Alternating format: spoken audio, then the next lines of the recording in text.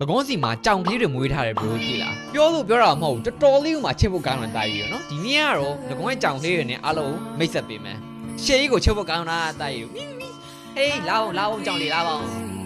ကဲဗီဒီယိုလေးရိုက်မယ်နော်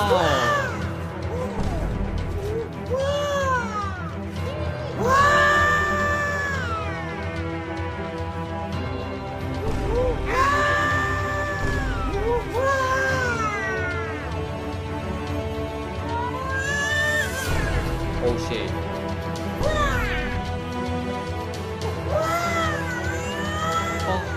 ဟာ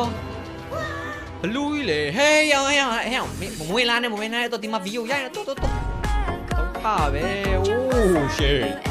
အားလုံးပဲ sorry ပါဗျာသူ့အမေနည်းစော်နေတယ်ပေါ့နော်ဒါပေမဲ့လေသူ့ရဲ့သမီးကတော့တော်တော်လေးသဘောကောင်းပါတယ်တာကြီးတို့တော်တော်လေးသဘောကောင်းပါတယ်အဲ့ဒါဗျာသူ့ရဲ့သမီးလေးဆိုဗျာမို့ဗလီကျန်ကိုတအားကြိုက်တာတိလားအဲ့ဒါလေးကိုကြိုက်လုံးလေးကြောင်ပုတ်ဆလေးကလေးနေ့တိုင်းဟိုမှာဖုန်းကိုစော့နေတာတာကြီးတို့တိလားဒါပေမဲ့လေသူ့အမေကတော့ဗျာသူ့သမီးဖုန်းစော့တာမကြိုက်ဘူးပေါ့နော်အဲ့ဒါကြောင့်လို့ခဏဆူတယ်အဲ့တော့လောကရဲ့ဖုန်းကိုသူကယူစော့တယ်